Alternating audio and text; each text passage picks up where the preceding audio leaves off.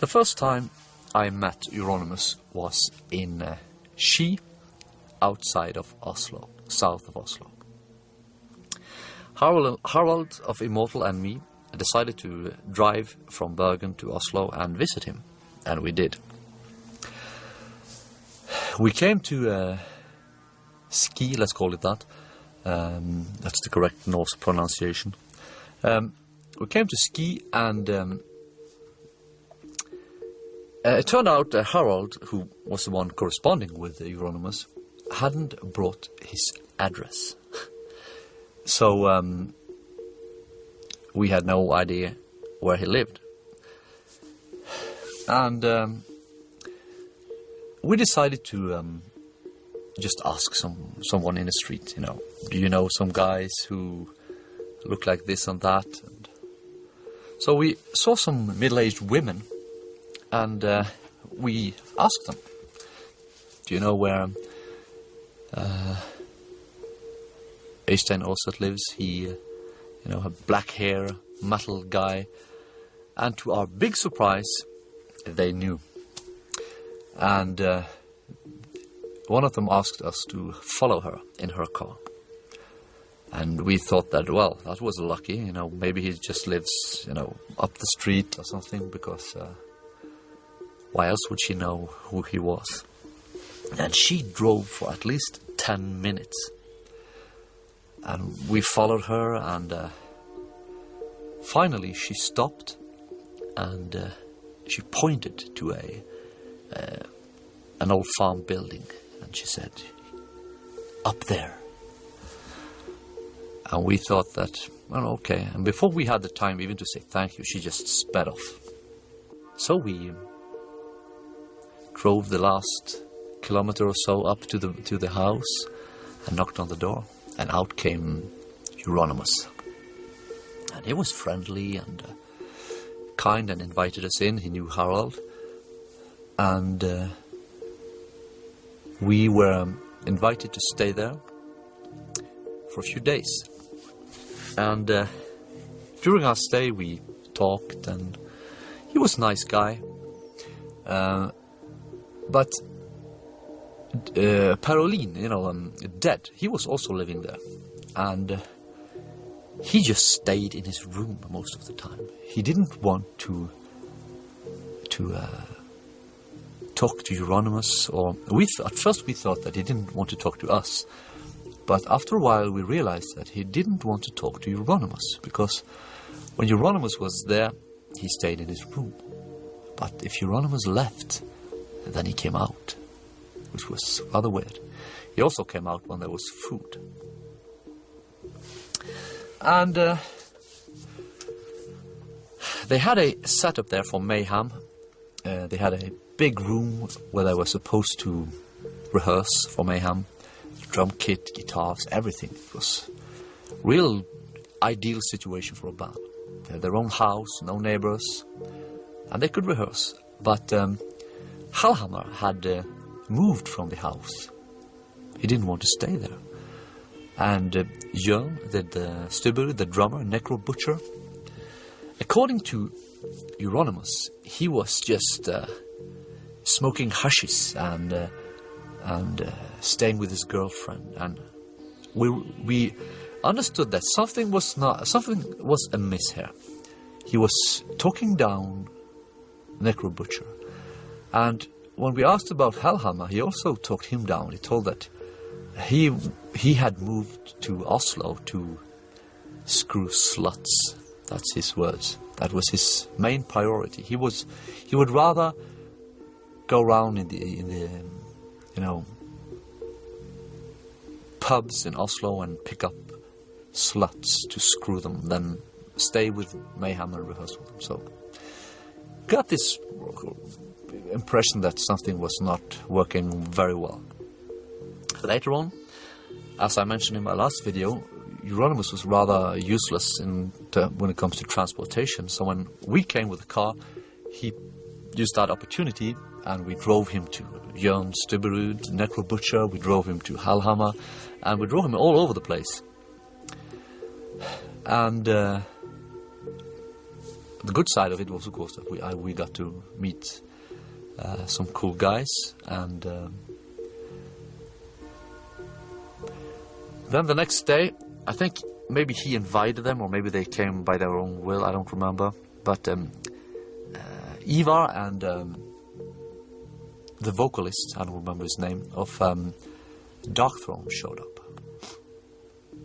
And they came with their new album. They were really proud, Soulside Journey, and they wore jogging pants and looked like these typical trendy death metalers at the time. And Euronymous told them what he meant, and he really, really butchered them. He just, this is not how metal people are supposed to look, and he gave them this metal preach, so to speak. And they left with their, backs bent. I remember I drove them home, and it was kind of weird. And then Harald and me went to some military camp and picked up Padden, the drummer of Old Funeral, because he was doing his military service at the time, and we drove him to their house, and we talked some more, and Euronymous was expressing how he disliked the development in the metal scene, that it was no longer something special, it was becoming a stupid trend with people wearing light jogging pants and singing about Coca-Cola, and it was a bit we had never thought about that. We didn't really. What we had a problem with was that all the bands started to sound the same. So we had problems with the same bands, but not for the same reason. Our concern was that all the death metal bands had started to sound the same. They even went to the same studio to get the exact same sound. They wanted to sound alike.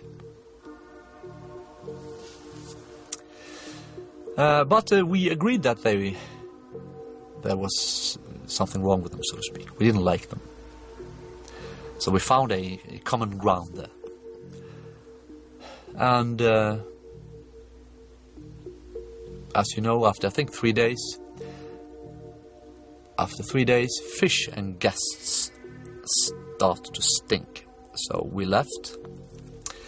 And I had promised him to send him some shotgun shells, because he had a shotgun, but he didn't have any shells. So I sent some shotgun shells to him, packed in like a Christmas gift. It was a bit late for Christmas, Yule, but they were just done for fun. And then we didn't hear from him for, I think, 6 months. Finally, Euronymous wrote a letter to Harald, and me, by the way, and he told that Dead had killed himself, and he blamed the jogging pants wearing metal guys. He claimed that he had been sick and tired of them, and so forth, which of course is absolute bullshit. And this caused even more conflict within Mayhem, because the other guys in Mayhem knew perfectly well that this was not true. But Euronymous wanted to use this to push his agenda. And the next time we met him was in Oslo. He had opened his shop, Helvete, and he was having some sort of party there. Or rather, there was a Morbid Angel concert. And therefore, a lot of guys from all over Norway were gathered there, because the concert was held in Oslo. So we met a lot of different guys, and it turned out that pretty much everybody were so-called racist. They were anti-immigration, they were pro-nationalist, and we cultivated this. And Euronymous felt at odds with the rest, and this was a start of a tiny conflict, but it wasn't that important, really. At this point, we realized that he had a big flag from Deutsche Demokratische Republik, the DDR on the wall, and he wore this communist buttons. But Hellhammer, he had a white power button, so it was a bit strange. And everybody in this party setting was on Hellhammer's side. So this was the second time I met Euronymous. Then I sent him my demo tape, and he wanted to release it. So the third time he came to Bergen to join me when I recorded the album. And he had this t-shirt that was cut, so his belly was showing, and he looked completely disgusting, but his fat belly was hanging out, and but anyway, he was joining me in the studio just because he was the record label. I recorded the album real fast, and for the fun of it, I let him play a lead on one of the tracks, just, improvised a lead, the war track. The war track was, by the way, made as a tribute to Bathory. Therefore, the title War, and therefore the similar sound. Many, for some weird reason, have asked me or have believed that this was a cover track by me. I mean, a Bathory cover, but of course it's not. It's not even close to anything Bathory has done. It's just a similar sound. And things were going fine really for some time. He was behaving like a normal person, and the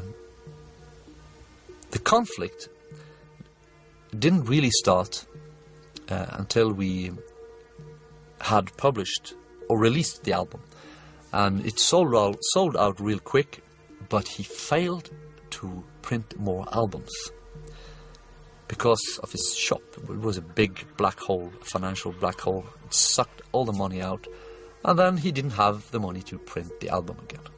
He had been forced to borrow money from me to print it the first time. So not only did he fail to print more albums, he also failed to pay me back. He also failed to pay me the royalties. So it was just a complete fiasco. But I wanted to help him to get things working, because what else could I do? So I visited him more often, like I told in my last video, and eventually realized that this was a dead end. So I made my own album, Simmerfane Productions, and planned to release my albums on Simmerfane from there on. And this was, of course, seen by him as a huge betrayal, because, as in his eyes, he had signed this completely insignificant, unheard of band, Burzum. And because of him, because I was signed to his label, I had become not famous, but in the underground movement, it had become a huge thing.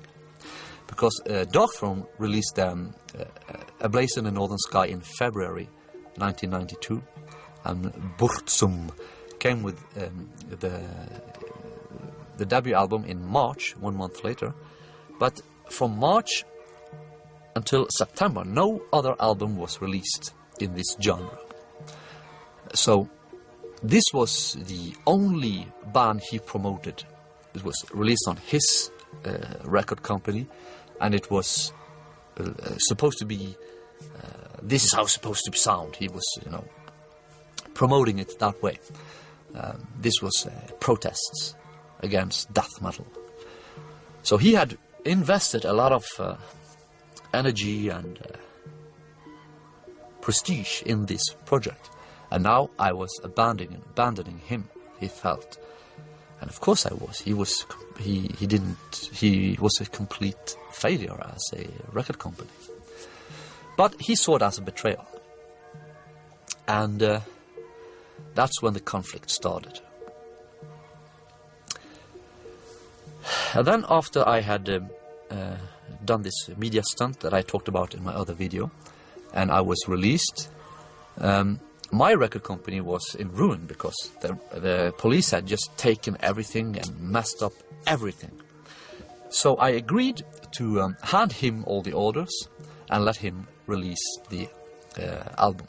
I did that because he had made a deal with a proper distribution service, Voices of Wonder. So it was no longer in his hands. His incompetence would no longer ruin it. So I agreed to do it. I wasn't overly happy about it, but I agreed to do it. And I handed him all the pre-orders for the album, all the money for the pre-orders. And as I gave it to him, he went to the bank to cash in all the... Because this was all foreign money that was sent by mail. Not a very legal way to do it, but that was how it was done in the underground. And, of course, all this money went straight down his financial black hole. And he'd never sent any of the records to those who had pre-ordered. And, of course, they had sent the money to me. So I was responsible. So they were pissed at me. And I was pissed at him because he screwed them. So that was part of the conflict. And I talked about most of the other things yesterday, I think. But when we recorded De Mysteris Dum Satanas, Attila from Hungary, great nation, visited, and we picked him up. I was there. We picked him up at the train station in Oslo. And he was, according to him, he was very disappointed when he met Euronymous. He saw me, I'm a tall guy, and then next to me we had this midget-like creature who looked like Asterix from Asterix and Obelix. And he was so disappointed. And he told us, not Euronymous, but he told Hellhammer, he told me. And it didn't really go very well at that point. This was in September 1992, by the way, so long before the media thing. And we talked. When Euronymous was not there, he expressed what he felt, and Hellhammer, this is kind of funny really, or rather ironic. Hellhammer expressed how he really should have just killed Euronymous and get rid of him, which is kind of interesting considering what actually happened. And we were laughing about it. It was mainly proposed as a joke, but with a serious undertone, because Euronymous was holding Mayhem back. He never let Hellhammer do any interviews. He always talked shit about Hellhammer behind his back, and always gave people the impression that he was Mayhem and that Hellhammer was just some drummer that he could replace like this. In reality, as we all know, there's no chance in hell anybody would be able to replace Hellhammer as a drummer, because he's rather unique as a drummer. You can say whatever you want about him, but his drumming was pretty awesome. And then we drove the car to Bergen, where we were supposed to record the album. Or rather, record the... Wait a minute. I think maybe I'm mistaken here. I think we recorded the album in September, but Attila came at another point in time. I think I just told you, not a lie, but I gave you some wrong information. Attila came at another point. I didn't record it when we were recording it. So he might have come in 1993. I'm not sure. Or maybe I'll check the sources and put some text up here. Anyway, when Attila came, we went to my place, and he brought some tapes, and he showed us some tapes with his music, and this was some really cool underground techno music. And I liked it, Hallhammer liked it, but Euronymous did not like it. So there was this tension, and we pretty much only played this type of music when we were there. So Euronymous felt like an outsider. The other ones, we had a great time, but he was, you know, an outsider. And then Attila recorded the vocals. Yeah.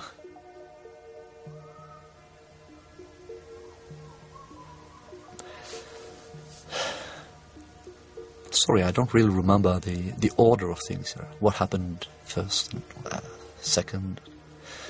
I don't remember when exactly Attila came to record the album, so I'm messing up a little bit here. I don't know where to put it in context. Well, after Euronymous had recorded after Attila had recorded the vocals, the conflict had escalated. I don't really remember how much time this is, but and I think this must have been after the media case, where everybody had started to be rather negative towards Euronymous because of his blunders in that context. And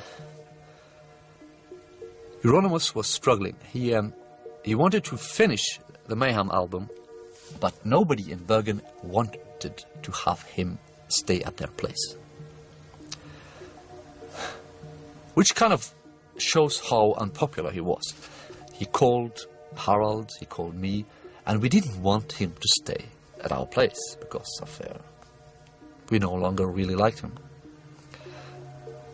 And we rather detested him. And of course this, I felt sorry for Hallhammer because he was also coming. But we really didn't want to have Euronymous at our place, so no. He had to stay at a hotel. And nobody bothered to meet up with him. He visited Bergen, nobody bothered to talk to him. So he wasn't very popular at the time. And of course, all of this was, in his eyes, my fault. Because, as I explained yesterday, in that other video. And then Snorre, the guitarist of Mayhem, moved from Trondheim to Bergen, and for some time he stayed at my place. Because, you know, it takes some time to find a place to stay. So he stayed on the couch in my living room, and he talked to Euronymous on the phone. Not very often, but every now and then, because he was the guitarist of Mayhem. And one day, Euronymous called and told him that he wanted to get rid of me. I had become too much of a problem to him. And Snorre, he was a rather strange character. Obviously, in hindsight, you can say he had mental problems. And he called me over, you know, listen to this. And I was standing there listening to Euronymous telling how he wanted to kill me. So, a lot of people in the black metal scene and the death metal scene in Norway knew that Euronymous had plans to kill me. He had told them. He had not told everybody. He had told the people he trusted. But, and they could have told me, and that would have been second-hand information. But I had first-hand information. I heard it from him. He called his guitarist and told him. So, this was in the evening. Snorri and a friend of ours had rented some movies, and we had bought pizza. We were planning to watch some movies on the video, VHS. This is old school movies, and I was really pissed off. What the fuck was he thinking? You know, he wanted to get rid of me. And he also told Snorri that he planned to use the contract, because I had really never signed the Bursum contract. So in theory, I could just take my record. And he would have his record company, but he would have lost Bursum, the only band he had that was success at the time. And he didn't want that. So he wanted me to sign the contract. And he wanted to use that as a pretext to get close to me, because I didn't even answer his phone calls anymore. I didn't want anything to do with him. So he wanted me to, he wanted to use this contract as an excuse to get close to me. And then he wanted to take this stun gun that he had ordered from the USA and knock me out, tie me up, put me in the trunk of a car, and then torture me to death whilst filming it. And he was, one of the reasons we didn't like him was because he was enjoying these snuff movies, looking at people who tortured others and so. He was a complete pervert. And of course, I heard this from him. Not a second-hand information. I heard it directly from him in the phone. So I figured, well, fuck him. I'm going to take this contract, I'm going to sign it, going to go there, give it to him, when he's not expecting it, because if I did, then he would not have a trap ready. And this weird Snorri character, of course, who was the guitarist of Mayhem, said that, well, he wanted to join me because he had some new riffs to show. Okay, so we left, and we drove to Oslo. I wanted to give him the contract to get rid of his pretext to get close to me and execute his plan. But I'll talk about that some other time, I guess. I have already talked about it, I think, in the Until the Light Takes Us video, the documentary. So, for now, bye-bye.